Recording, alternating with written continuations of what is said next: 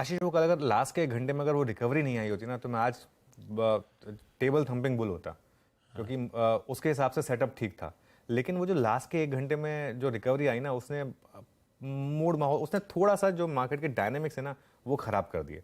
क्यों, मैं बताता हूँ। पहले तो आप अपने वो FIDI के नंबर्स, जो ओवरऑल नंबर्स हैं, वो लेकर आइए।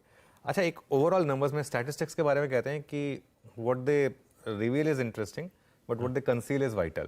मतलब जो छुप रहा है इस नंबर में, वो ज्यादा जरूरी है। 3,400 करोड़ की बाइंग देखकर आप कहेंगे वाह क्या शानदार नंबर है, क्या बाइंग कर रहे हैं फाइज, मजा आ गया।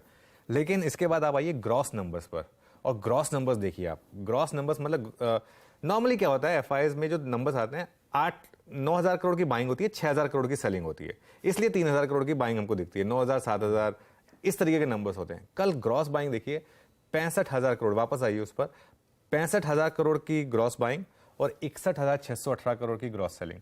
ये पूरा का पूरा मामला वो जो MSCI की वजह से आया, जिसमें मैंने कहा 12,000 करोड़ की तो डिलीवरी बाइंग सिर्फ कोटक में हो गई, ठीक है। और ये कल ऑल टाइम हाई वॉल्यूम्स थे FIs के।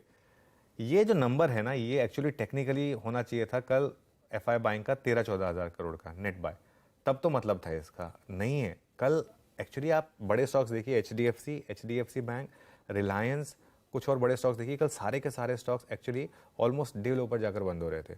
ICICI बैंक फॉर एग्जांपल, एक बार जरा 3-4 स्टॉक्स देख लीजिए इंट्राडे में कल क्या हुआ।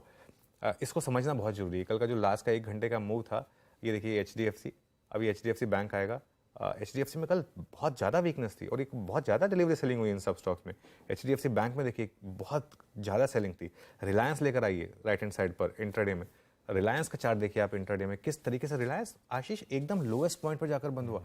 कल मार्केट में जहां भी रिकवरी चल रही थी, वो सिर्फ कोटक की वजह से और बाकी MSCI फैक्टर की वजह आ रही थी।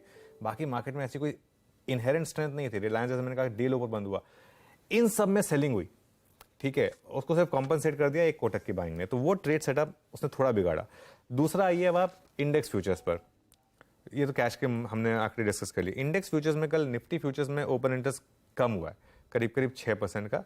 बैंक निफ्टी में फ्लैट रहा, लेकिन कल नेट सेल है 2,027 करोड़ का नेट सेल है FIs की तरफ से, जिसमें निफ्टी में ज्यादा है, 1,643 करोड़ की निफ्टी में सेलिंग हुई है और 384 करोड़ की करीब करीब बैंक निफ्टी में सेलिंग हुई है। ये आपको नेक्स्ट प्लेट में दिखाई देगा।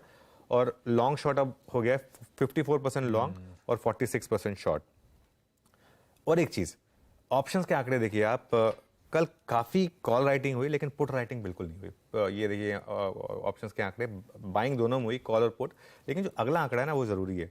कॉल्स में काफी सेलिंग हुई, 1.57 लाख कॉल्स में सेलिंग हुई, पुट सेलिंग नहीं हुई मार्केट में कल। ये इंपॉर्टेंट है। और पुट कॉल रेशियो आ गया 0.99। देखिए, मैं किस लिए कह रहा था कि अगर एक लास्ट की रैली नहीं आई होती तो मैं सेटअप को बहुत पॉजिटिव मानता। अगर मार्केट एक बार में सीधा गिर गया होता और पुट कॉल रेशियो आपका 0.99 पर आ गया होता, तो मैं कहता कि चलो ठीक है, सेटअप पॉजिटिव हो गया उसकी वजह से। लेकिन वो जो लास्ट के 1 घंटे में स्पेशली जो बैंक निफ्टी में रैली आई, उसने थोड़ा सेटअप बिगाड़ दिया।